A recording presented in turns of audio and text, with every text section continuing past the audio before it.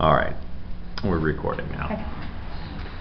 So just go ahead and say your name. Okay. My name is Allison Razga, and it is January 24th, Tuesday, and we are at Sheriff Brook Catholic Worker.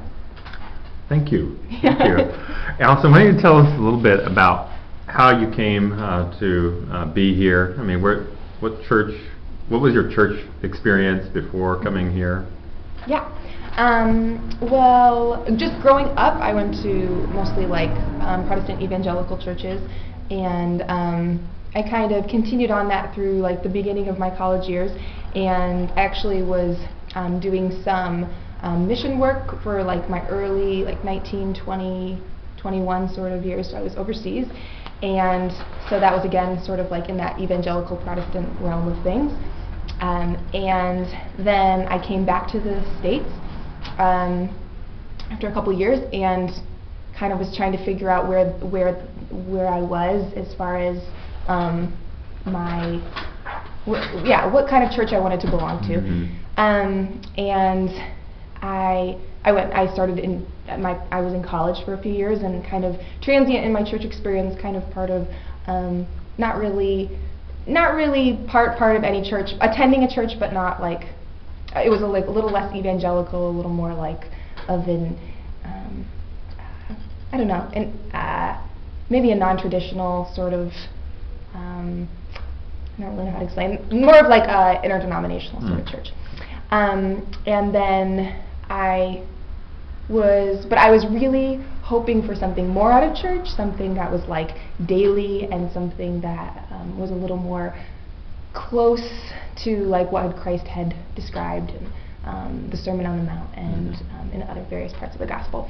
And so I was introduced to this place. My sister worked at a homeless shelter in town here, and she came here for a tour once, and she just came home. And I had never really talked to her about wanting to be part of a community or feeling that call in my life at all, but she had come here for a tour, like I said, and she came home one day and she was like, "Allison, I went to this place and I really feel like it's a place you should go visit."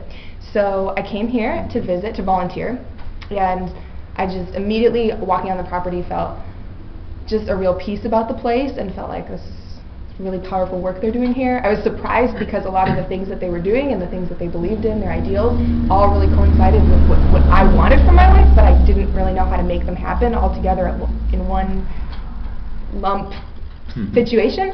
And then when I came across them, and they agreed with me on this and this and this, and I felt like they were really following Christ. So I came here once a week for about a year to volunteer, and that was during my senior year of college.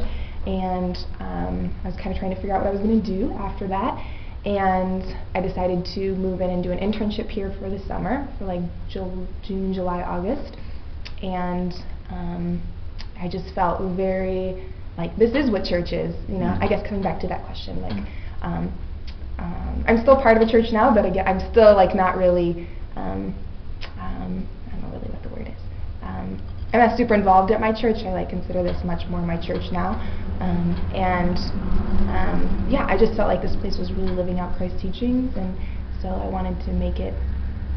I've always felt called to be doing something a little different than the traditional path in life, and so I found this place, and I felt like this is it. This is where I'm supposed to be.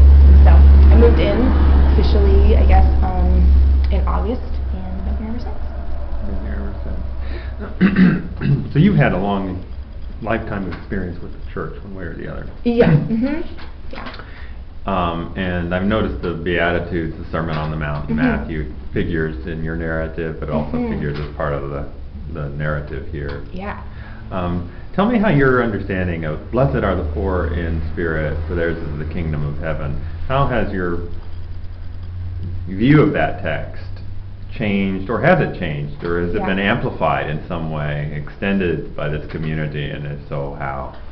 Yeah, I think living in this community definitely gives me a different understanding of it, a much fuller and deeper understanding. I think that passage always kind of confused me as a child, and I never really, and up through my early 20s, I never really quite grasped that. And then it wasn't until I started to learn a little bit about liberation theology sort of things, and started to I think actually this place I was starting to do like reading on my own, like in like a year or two before I came here, and most of my teaching that brought me in this direction like was really like individual study, coming to it like reading literature that kind of made me start questioning like the way I was doing things. And I started to get, even though I had had a lot of experience working with the poor when I was working overseas, I'd never really like thought of that as like, it hadn't come to me that that was like what Christ was talking about when he was talking about the poor in spirit. But coming to this place, I start to realize that like, you know, yeah, Christ can really be seen in those that are like hurting and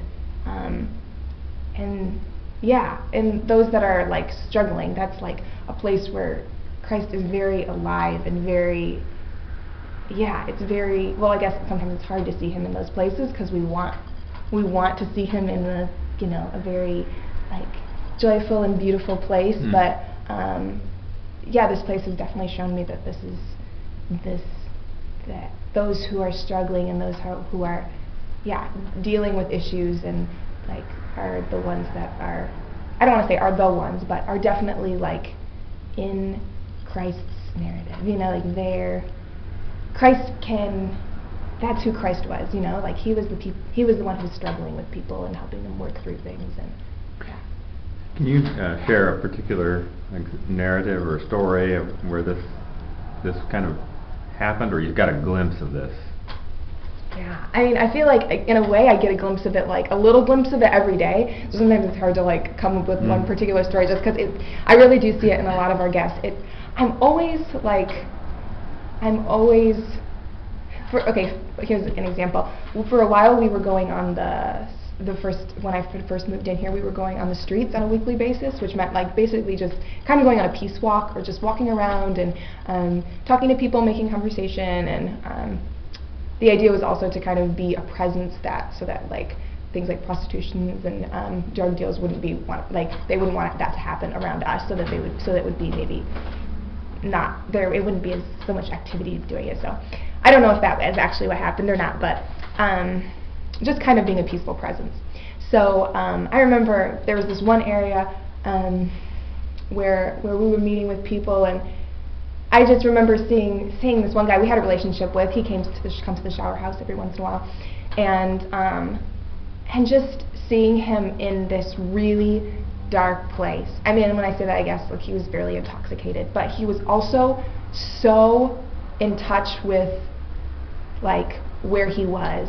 Like he knew emotionally, like he was in a hard place and he needed to like cry out to Jesus. Like he knew, and it wasn't like, oh, he's drunk, and you know, it wasn't like that. It was more like you could definitely see it was like a powerful like place of like connection that he had with his place in life spiritually. Yeah, and he was just very honest about it too. I think that's one thing that I found really refreshing about this shower space, is that people are so brutally honest about where they are. Like, I feel like in other circles that I've been in the past, or other churches I've been in, a lot of it is about show, and kind of like we share our problems with maybe one or two other people, but in general we put on a show about like where we are emotionally. But I feel like our friends here are very honest about like, yeah, I slept on the street last night and it was terrible, or I am struggling with this addiction and it's like really getting me down and I can't get out of this, or I lost my child and I don't know how to get them back, you know, like they're dealing with real issues and they're not afraid to admit it.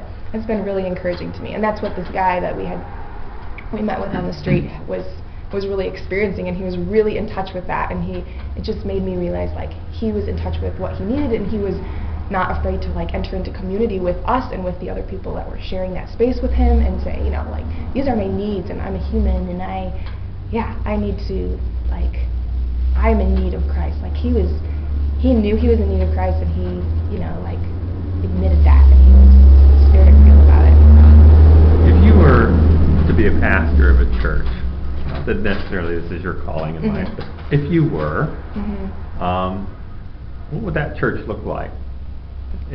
How would it be different, say, from the church where, I mean, the church you worship, I'm sure is wonderful and a place that meets your spiritual needs, but given this narrative and how it's shaping you now, what would a church look like for you if you were to cast that vision?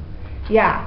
That's a hard question for me to answer because I have feel like it's interesting that you're catching me at this particular point in my life because I just was having a conversation with one of our community members the other day about how I'm kind of in this place in a very like weird place with the church that I go to right now just because I'm feeling like I'm disenchanted with it, you know, and jaded. I'm like, are we really answering the needs that Christ has put before us, and are we really living as Christ lived, or are we just meeting together once a week and singing songs and talking, you know? Like what is a church? And I think if I were ever a pastor of a church, it's actually seems worse for me to say that because that's so not something that would ever happen, but I definitely it's like I can only see church now in like a much different way than we think of church, like, you know, meeting on Sundays and Wednesdays. Like I can't even think of church in that way anymore because I feel like that's so not what the church is, you know, like I think of the church as like a body of people as opposed to like a place. So I guess if